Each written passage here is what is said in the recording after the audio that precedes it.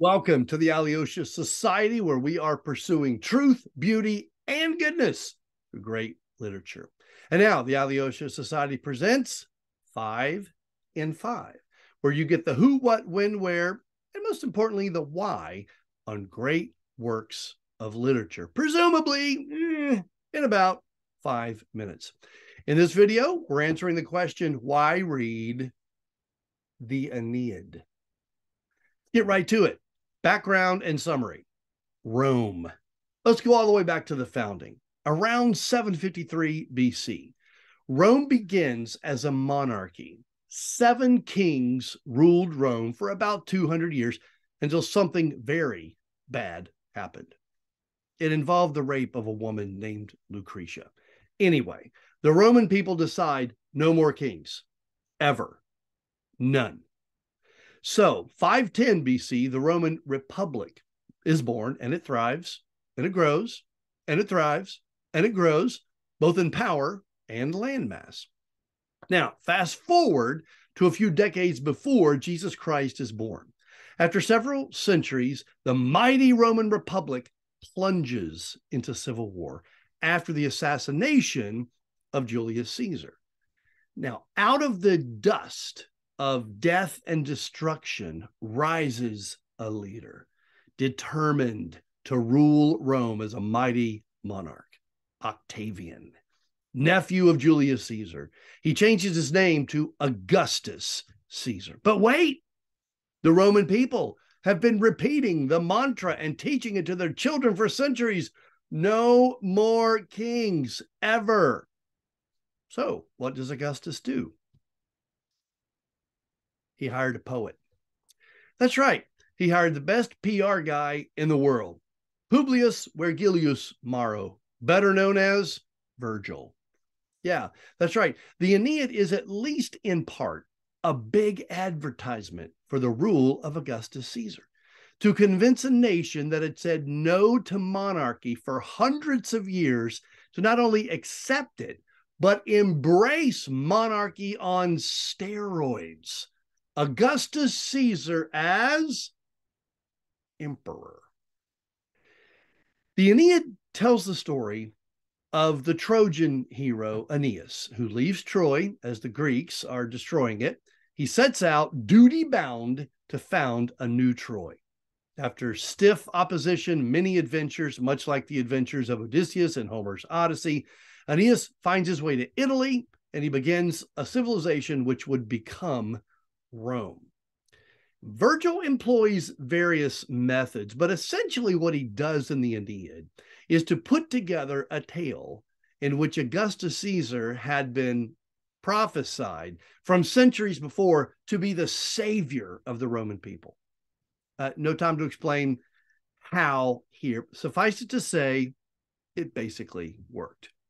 Now, why read it? Number one, the Aeneid is an epic of the Roman people and culture. And we here in the West have derived much of our own language, culture, government, and philosophy from Rome. It behooves us to read Roman literature. The Aeneid helps us to know better who we are. Number two, just like I said in the video on the Odyssey, from the first century on, friends, writers have been quoting Homer. Well, it's the same is true with Virgil. Nothing makes sense in the world of literature if you're not familiar with Virgil. Shakespeare to modern literature. References to Virgil are everywhere. You must know Virgil if you're going to enjoy the wonderful art of literature. Number three, Virgil was a true perfectionist and an artist of the highest caliber. He manages to weave together a poem of over 9,000 lines written entirely in a specific meter called dactylic hexameter, while at the same time mirroring the two great epics of Homer, the first half of the Aeneid mirroring the adventures of Odysseus in the Odyssey, the second half, Homer's Iliad. It's truly an astounding accomplishment. If you wish to see what real art can look like, read the Aeneid.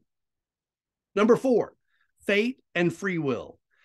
Virgil presents Aeneas as a man driven by both pietas, that's the Latin word for duty, and fatum, which means fate.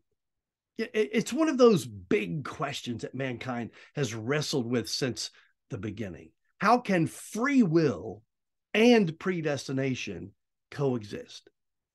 Virgil's story wrestles with the question in a way that opens up opportunity for great discussion. Finally, number 5, to better understand what's going on in the New Testament.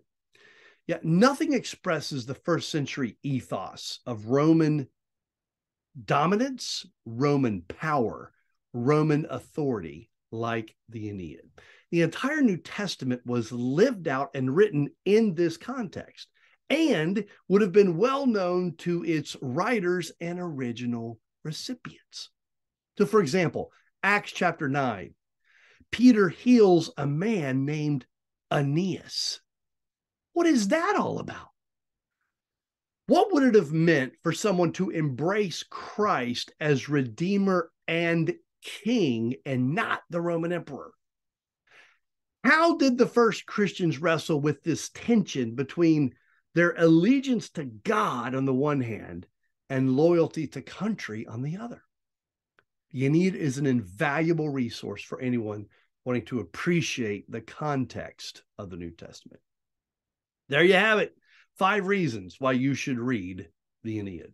Questions, comments about my list? Questions about particular translations that are good to use?